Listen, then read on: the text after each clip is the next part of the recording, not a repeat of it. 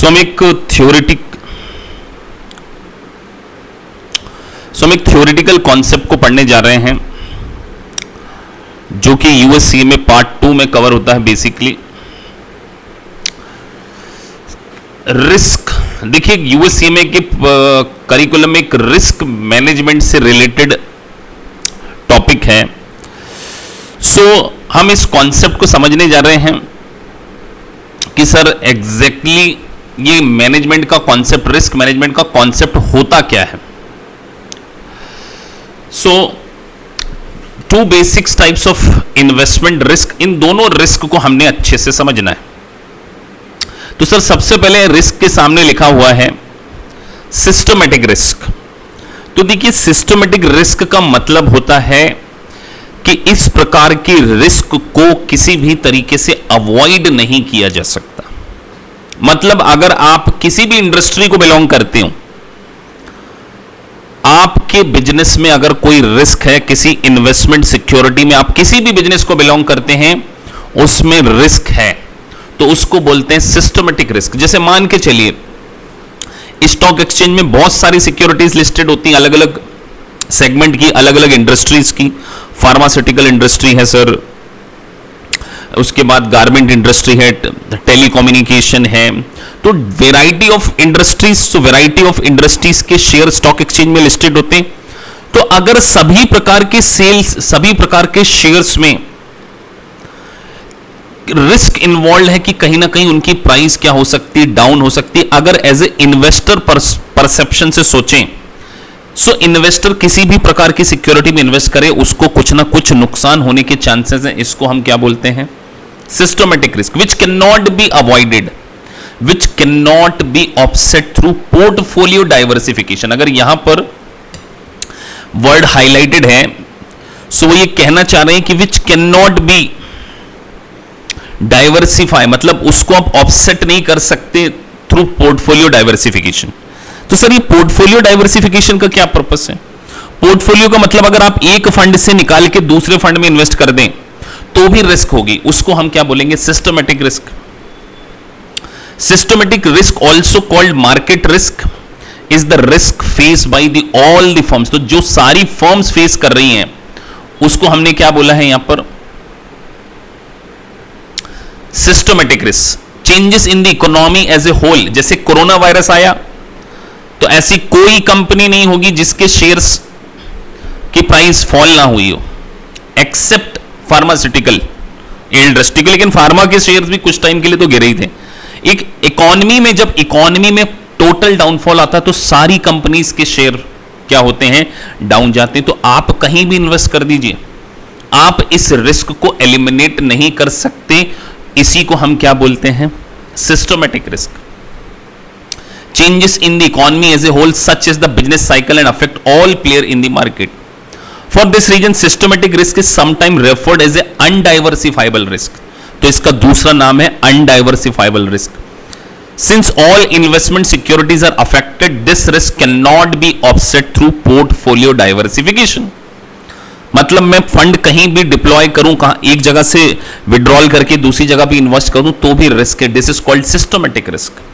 But at the same time अगर unsystematic risk के context में बात करें तो अनसिस्टमैटिक रिस्क का मतलब होता है कि जो कि मार्केट कॉल्ड नॉन मार्केट और कंपनी रिलेटेड रिस्क, जो कि इकोनॉमी एज ए होल नहीं है, जो कि आप क्या कर सकते हैं, this risk can be offset through portfolio diversification.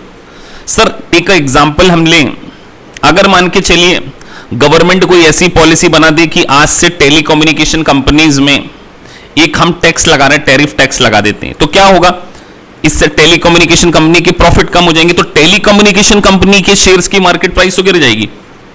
लेकिन क्या फार्मास्यूटिकल कंपनी पे इसके ऊपर इंपैक्ट होगा? बिल्कुल इसका इंपैक्ट नहीं होगा, क्योंकि फार्मास्यूटिकल एक अलग इंडस्ट्री है और टेलीकम्युनिकेशन अलग इंडस्ट्री। तो एज ए इन्वेस्टर आप क्या करोगे, आप अपना फंड विड्रॉल कहां से करोगे, टेलीकम्युनिकेशन शेयर से विड्रॉल करके फार्मास्यूटिकल सब कंपनीज में क्या कर लोगे। तो यू कैन डाइवर्सिफाई, इस रिस्क को आप क्या कर सकते हो, एलिमिनेट कर सकते हो। तो अनसिस्टमैटिक रिस्क किससे रिलेटेड होती है सर, कंपनी से रिलेटेड। बीच में बर्ड फ्लू आ गया तो जितनी भी पोल्ट्री फार्म वाली कंपनीज हैं उनके शेयर की प्राइस गिर गई। लेकिन bird flu, poultry farm, meat, chicken, ये जो उनके ऊपर इंपैक्ट करेगा, उसका टेलीकम्युनिकेशन से कोई लेना देना नहीं। तो जिस रिस्क को आप एलिमिनेट कर सकते हो उस रिस्क को हम क्या बोलते हैं? Unsystematic risk.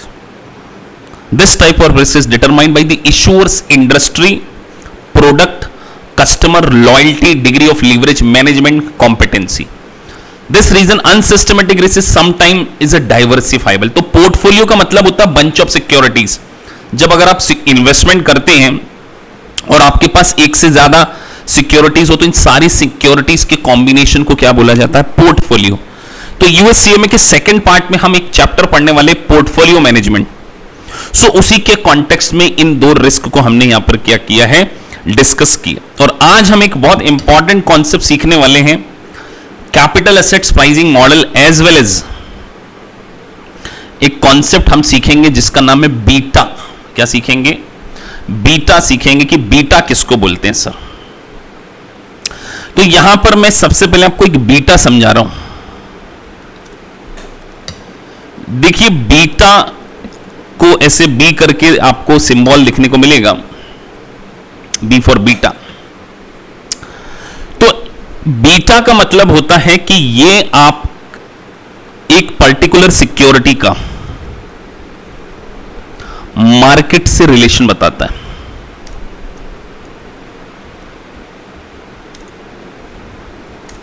मतलब मार्केट का उस पर्टिकुलर सिक्योरिटी से क्या रिलेशनशिप है, इसको हम बोलते हैं बीटा। अगर लेमन टर्म में बोलें तो देखिए मार्केट में कोई एक कंपनी की सिक्योरिटी लिस्टेड नहीं होती। मार्केट में तो बहुत सारी कंपनीज की सिक्योरिटीज क्या होती हैं? लिस्टेड होती हैं। सो बीटा कैलकुलेशन आपके पार्ट में नहीं, लेकिन बीटा का अंडरस्टैंडिंग आपके सिलेबस में है। बीटा का जो कैलकुलेशन है, किस तरीके से बीटा को कैलकुलेट किया जाता है, वो सीएफए, सर्टिफाइड फाइनेंशियल एनालिसिस की कोर्स में पढ़ाया जाता है। लेकिन सीएमए में इसका एक छोटा सा पोर्शन है जिसको कि हम यहां पे डिस्कस कर रहे हैं, बीटा।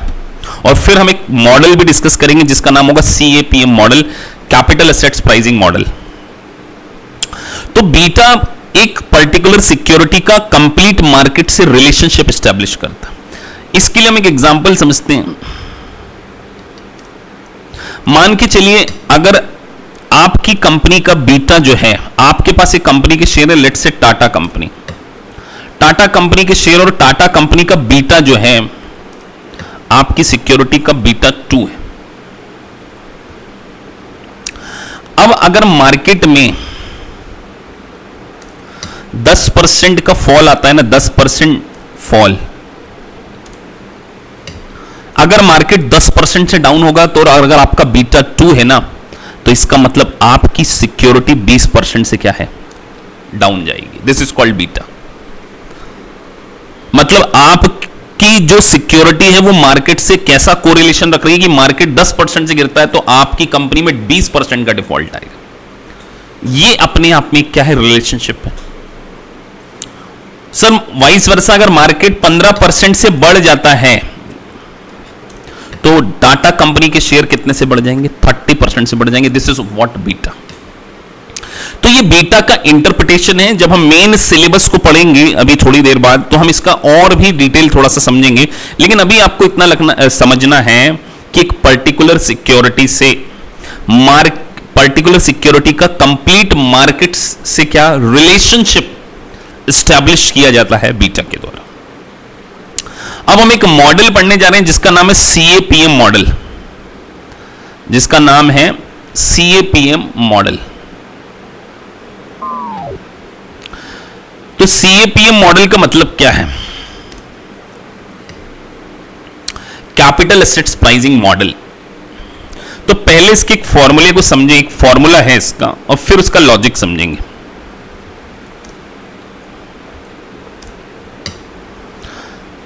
फॉर्मूला बोलता है कि अगर आपके पास कोई फंड है और आप मार्केट में इन्वेस्ट करने की सोच रहे हैं तो एज ए इन्वेस्टर आपके सामने मार्केट में इन्वेस्ट करने के साथ में रिस्क इन्वॉल्व है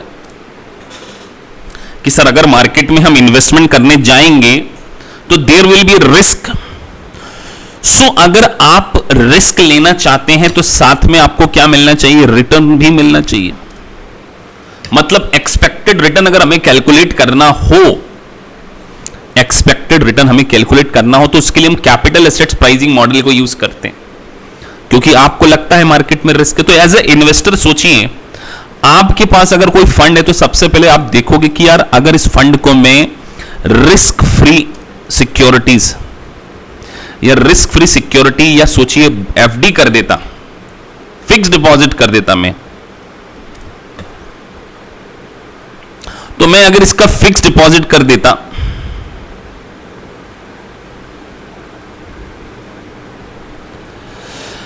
सो अगर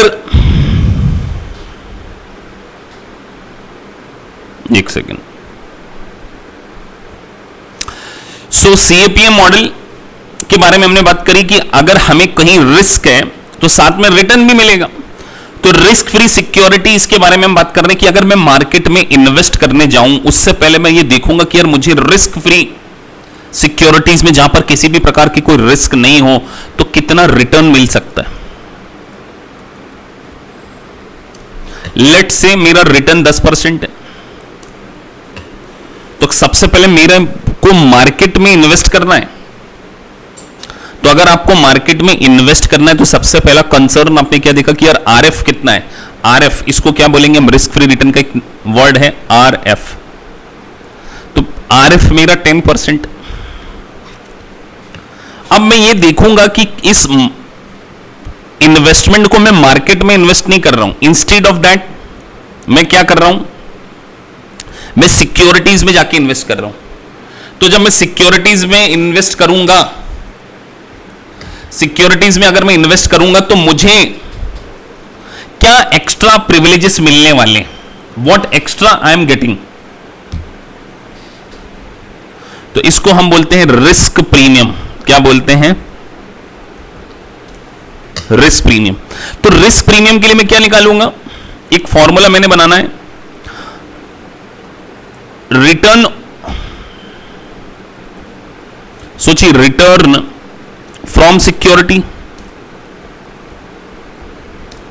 रिटर्न फ्रॉम सिक्योरिटीज,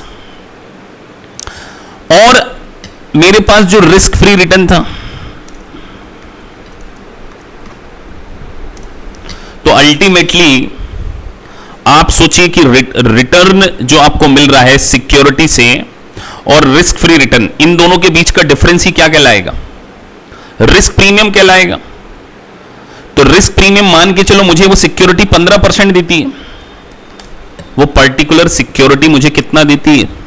15%। तो सर 10% तो ऑलरेडी कमा ही रहे थे ना, तो अल्टीमेटली मेरे लिए रिस्क लेने के कारण प्रीमियम कितनी मुझे मिल रही है? 5% मिल रही है। तो साथ में अगर हम एक फॉर्मूले को लिखें तो यहां पे सीएपीएम का पूरा फॉर्मूला होता है, CAPM is equal to RF plus, या ब्रैकेट डाल रहा हूं,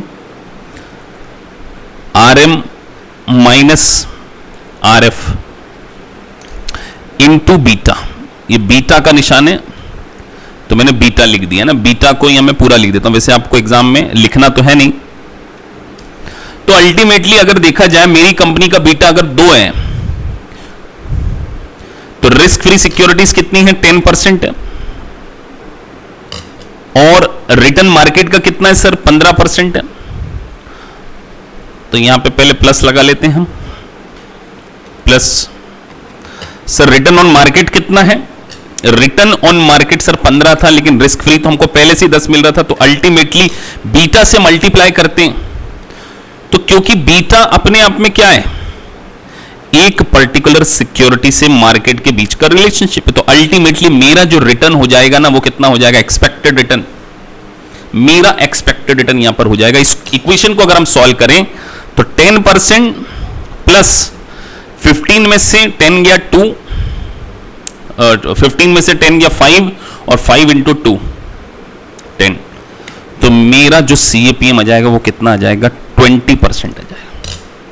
अच्छा, कई स्टूडेंट जल्दबाजी में कैजुअलिटी में क्या करते हैं? 10, इसको पहले देखिए, आपने बोर्डमास रूल पढ़ा होगा ना, पहले इसको सॉल्व करके मल्टीप्लाई करना फिर प्लस करना। ऐसा नहीं कि हमने 10 प्लस 15 और मल्टीप्लाई 2 कर दिया तो 30 हो जाएगा। वो ध्यान रखना, बोर्ड मास रूल, पहले मल्टीप्लाई, फिर पहले इसको सॉल्व करेंगे ना इतने पोर्शन को, फिर उसमें प्लस करेंगे 10। तो इस तरीके से मेरा सीएपीएम मैं क्या करूंगा, कैलकुलेट कर लूंगा। तो सीएपीएम अल्टीमेटली एक इन्वेस्टर की एक्सपेक्टेड रिटर्न है कि अगर वो स्टॉक एक्सचेंज में सिक्योरिटीज में इन्वेस्ट करता है तो उसको कितनी एक्सपेक्टेशन है। अगर उसकी एक्सपेक्टेशन 20% है और एक्चुअली में उसको मार्केट में जो शेयर है, ये तो उसने अपनी एक्सपेक्टेशन निकाली, मार्केट में शेयर अगर रिटर्न क्या कर रहा है 15% दे रहा है, तो उसकी एक्सपेक्टेशन फुलफिल नहीं हुई है। तो आप बताइए, अगर आपकी कोई एक्सपेक्टेशन को फुलफिल ना कर पाए ऐसा सिक्योरिटीज, तो आप उसको होल्ड करेंगे या सेल कर देंगे। अगर आपके पास वो ऑलरेडी और आपने एक्सपेक्टेड रिटर्न निकाला कि मुझे इस सिक्योरिटी से 20% की रिटर्न की एक्सपेक्टेशन है, लेकिन वो पर्टिकुलर सिक्योरिटी आपको मात्र 15% का रिटर्न दे रहा है, तो आप उसको क्या कर देंगे, सेल कर देंगे सर, उसको होल्ड नहीं करेंगे। लेकिन एट द सेम टाइम अगर आपकी एक्सपेक्टेशन 20% है और वो आपको 25% दे रहा है, तो आप इस प्रकार के सिक्योरिटी अगर आपके पहले से है तो आप उसको होल्ड करेंगे या बाय करेंगे। आपका होल्ड अगर ऑलरेडी है तो होल्ड करेंगे, और नहीं है क्योंकि आपकी एक्सपेक्टेशन 20 थी और वो 20 से ज्यादा आपको रिटर्न दे रहा है। तो ये एक रिस्क रिटर्न और बीटा का एक छोटा सा कॉन्सेप्ट था जिसको कि हमने क्या है समझने की कोशिश की।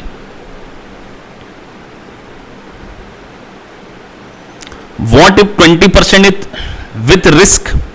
ये 20% रिस्क का मतलब है कि हम मार्केट में इन्वेस्ट कर रहे हैं तो हमको 20%, आप सोचिए एज ए इन्वेस्टर, सोचिए यार आपके पास फंड पड़ा है, आपको मार्केट में इन्वेस्ट करने की सोचना है। आपने देखा 10% तो फ्री में मिलता है, मैं मार्केट में नहीं लगाऊंगा, मैं बैंक में डिपॉजिट करूंगा, 10% मिलेगा। लेकिन मार्केट में रिटर्न कितना चाहिए, मैं सोच रहा हूं कि 15%, लेकिन फ्री में तो 10 मिल ही रहा था, तो एडिशनल कितना है 5। लेकिन मार्केट की सिक्योरिटी से रिलेशनशिप मैंने निकाला बीटा, तो अल्टीमेटली मेरी एक्सपेक्टेशन 20% है, और अगर मेरी एक्सपेक्टेशन से ज्यादा परफॉर्मेंस उस पर्टिकुलर सिक्योरिटी ने दे दी तो आई विल बाय और आई विल होल्ड। अगर मेरी एक्सपेक्टेशन से कम उसने परफॉर्मेंस दी तो इस प्रकार की सिक्योरिटीज को मैं क्या कर दूंगा, बेच दूंगा, और सब लोग बेचना शुरू कर देंगे, तो ऑटोमेटिकली वो क्या हो जाएगा, शेयर्स जो है उसकी वैल्यू डाउन होती जाएगी। इसीलिए मैं जब आपको कॉस्ट ऑफ कैपिटल पढ़ाता था तो मैं बोलता हूं कि कॉस्ट वो नहीं है जो हम पे करते हैं, कॉस्ट तो वो है जो वो सामने वाला हमसे एक्सपेक्ट करता है। तो एक छोटा सा कॉन्सेप्ट था जिसको कि हमने समझने की कोशिश की। अभी ओवर द पीरियड पूरे इंटायर टॉपिक में भी इसको हम पढ़ेंगे, लेकिन अलग से मैंने इसको इसलिए ले लिया कि ताकि हम थोड़ा डेप्थ में इसको समझ सकें। तो आपसे कैलकुलेशन के साथ साथ एनालिसिस भी पूछा जाता है सीएमए में, तो you have to build your analytical skill. चलिए आगे बढ़ते हैं मेन करिकुलम की ओर।